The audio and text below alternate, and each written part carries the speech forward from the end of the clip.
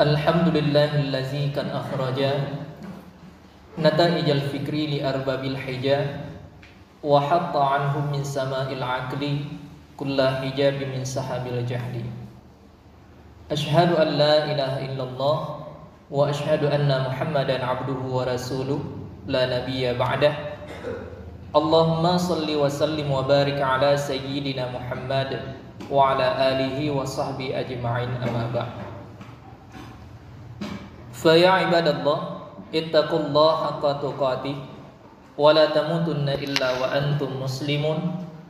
Wa qala Allah ta'ala fil Qur'anil Karim, a'udzu billahi minasyaitonir rajim. Bismillahirrahmanirrahim. Ya ayyuhallazina amanu ittaqullaha wa qulu qawlan sadida. Sadaqallahul azim.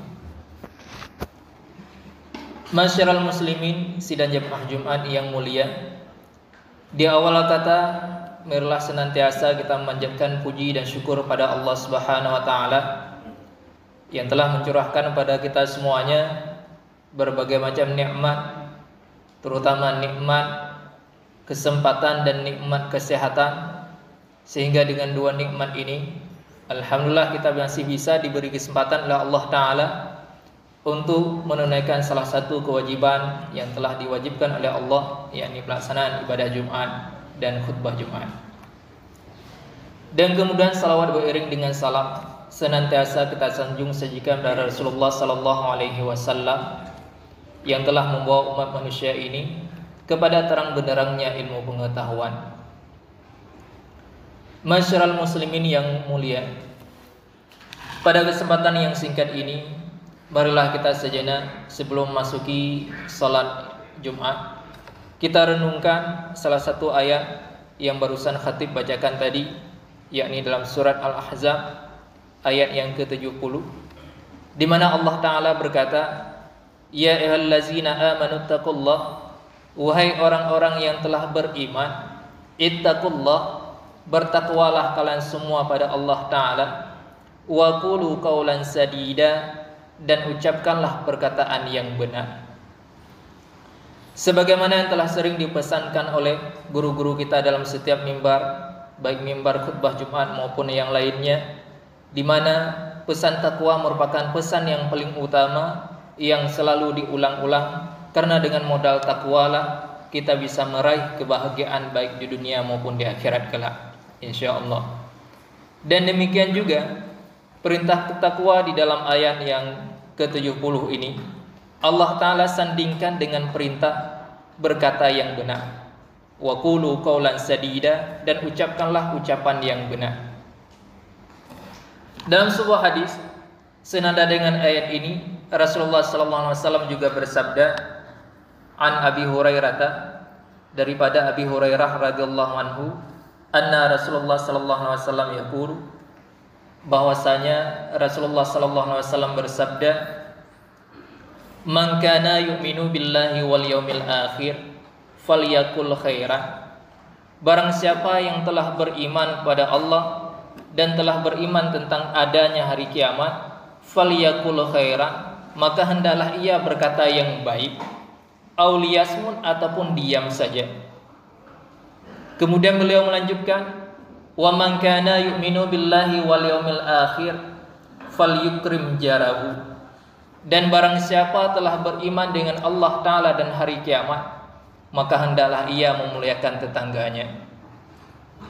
Dan kemudian Rasulullah melanjutkan lagi hadisnya, wa man kana yu'minu billahi wal yaumil akhir falyukrim dhaifahu, dan barang siapa yang telah beriman pada Allah dan hari kiamat, maka hendaklah ia memuliakan tamu-tamunya. Kaum muslimin yang berbahagia, di dalam hadis ini ada 3 pesan penting yang Rasulullah sallallahu alaihi wasallam sampaikan pada kita semua, yakni yang pertama, falyakul khairan aw liyasmut, ucapkanlah perkataan yang benar, aw liyasmut, ataupun diam saja. Ketika kita tidak mampu mengucapkan kata-kata yang benar, maka hal yang terbaik adalah diam, karena diam jauh lebih selamat. Dan diam juga menghindari kita dari dosa-dosa, terutama dosa-dosa yang disebabkan oleh mulut kita. Dan kemudian lagi, ketika kita tidak mampu mengucapkan kata-kata yang benar, maka diam adalah sesuatu yang jauh lebih baik. Jadi kaum muslimin yang mulia, bagaimana maksud dengan perkataan yang benar? Perkataan yang benar adalah perkataan yang mengandung ketaatan, di mana setiap ucapan yang kita ucapkan ini membawa kita semakin dekat pada Allah Subhanahu wa taala, dan orang-orang yang mendengarkan perkataan kita pun juga akan ikut tergerak hatinya untuk taat pada Allah Subhanahu wa taala. Sementara perkataan yang tidak benar, yakni kebalikannya, yaitu perkataan-perkataan yang bahkan dapat menjerumuskan kita pada dosa dan dapat menjerumuskan kita semua ke dalam kemalangan-kemalangan. Betapa banyak hari ini yang terjerat gara-gara tidak sanggup menahan mulutnya. Dan pada hari di dunia yang modern ini, kita bukan hanya dituntut untuk sekedar menjaga mulut, tapi kita juga dituntut untuk menjaga jemari kita agar tidak mengetik dan menulis kalimat-kalimat yang tidak sepantasnya ditulis. Karena dengan menjaga mulut, insya Allah akan selamatlah kita semuanya. Namun ketika kita tidak mampu menahan mulut kita dari perkataan-perkataan yang tidak sepantasnya, maka pada saat itulah kita akan terjatuh. Oleh karenanya, kaum muslimin yang berbahagia, kita juga patut merenungi. Terkadang kita mampu menahan pantat kita untuk tidak kentut sembarangan, tapi kenapa terkadang kita merasa sulit untuk menahan mulut kita agar tidak mengucapkan kata-kata yang tidak sepantasnya diucapkan, sehingga pada akhirnya sudah jauh lebih baik pantat ketimbang mulut. Karena kebanyakan orang mampu menahan supaya tidak kentut sembarangan, apalagi di tempat umum. Tapi di dunia yang dewasa ini, terkadang ada orang-orang yang tidak mampu menahan mulutnya, apakah itu dengan mengucapkan kata-kata yang kasar maupun kotor, sehingga pada akhirnya akan membuat dirinya sendiri menjadi jatuh. Oleh karenanya kaum muslimin yang mulia, mari kita senantiasa menjaga setiap perkataan. Kita harus memikirkan dulu sebelum berkata. Jangan sampai setelah berkata akhirnya kita kepikiran terhadap perkataan yang terlanjur kita ucapkan.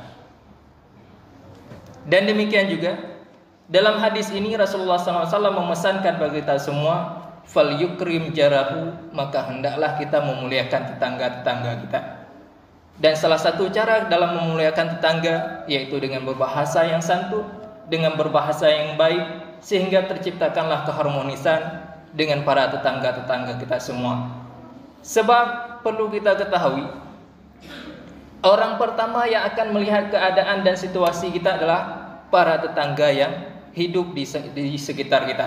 Bukan saudara-saudara kita, tapi tetangga-tetangga kita lah. Makanya dengan menjalin hubungan baik dengan para tetangga, maka akan terjalinlah sesuatu yang jauh lebih baik di dalam kehidupan kita semuanya. Dan demikian lagi, pada hadis ini Rasulullah juga memesankan kepada kita semuanya, fal yukrim dhaifahu, maka hendaklah memuliakan para tamu. Jadi pesan yang ketiga ini pun juga masih ada hubungannya dengan pesan yang pertama dalam hal kata-kata. Karena paling tidak kita ketika berjumpa dengan para tamu yang datang ke rumah kita, maka kita perlu berbudaya yang santun, mengucapkan kata-kata yang baik, sehingga memberikan kesan yang baik bagi tamu-tamu yang datang pada tempat kita. Semoga 3 pesan penting yang disampaikan oleh Rasulullah SAW ini bisa kita amalkan di dalam kehidupan kita sehari-hari. Karena apalagi ini merupakan bulan Maulid, di mana kita senantiasa mengenang lahirnya Nabi SAW, maka sudah sepantasnya kita mengikuti setiap perintah-perintah yang telah disampaikan oleh beliau. Jika kita tidak mampu mengikuti semuanya, setidak-tidaknya untuk beberapa hal yang kecil kita jalankan perintah-perintah beliau. Karena dalam sejarah disampaikan bahwa Ibnu Umar, Abdullah bin Umar yang merupakan anaknya Sayyidina Umar, beliau merupakan seorang sahabat yang sangat fanatik sekali dalam meniru Rasulullah SAW. Bukan hanya dari segi berpakaian beliau tiru, tapi segala tingkah laku, mulai dari gaya berjalan sampai cara berkendaraan pun beliau tiru. Sampai-sampai pada suatu ketika Ibnu Umar pernah membelokkan untanya pada suatu jalan, sehingga ditanya oleh para sahabat-sahabat lain, kenapa engkau membelokkan untanya di situ? Padahal tidak ada sesuatu halangan maupun rintangan. Tapi dijawab oleh Ibnu Umar, dulunya Rasulullah juga pernah membelokkan untanya di situ. Dan pada kesempatan yang lain, Ibnu Umar tidak ada apapun, beliau tiba-tiba menundukkan kepalanya. Lalu ditanya oleh sahabat, kenapa demikian? Karena Rasulullah pun juga pernah menundukkan kepalanya di situ. Dan perlu kita ketahui para kaum muslimin yang mulia, pada saat Ibnu Umar menundukkan kepalanya di waktu itu, tiba-tiba ada sebuah anak panah yang melewati di atas kepalanya. Dan alhamdulillah berkah beliau mengikuti segala tindak tanduk Rasulullah, beliau akhirnya selamat, tidak tertusuk dengan anak panah di bagian kepala beliau. Ini mungkin salah satu berkah mengikuti segala tingkah laku Nabi sallallahu alaihi wasallam. Semoga pesan-pesan penting yang disampaikan oleh Rasulullah sallallahu alaihi wasallam ini bisa kita amalkan di dalam kehidupan kita sehari-hari dan menambahkan manfaat terutama bagi khatib pribadi dan pada seluruh jamaah hadirin yang sudah berhadir di rumah Allah yang mulia ini. Amin amin ya rabbal alamin.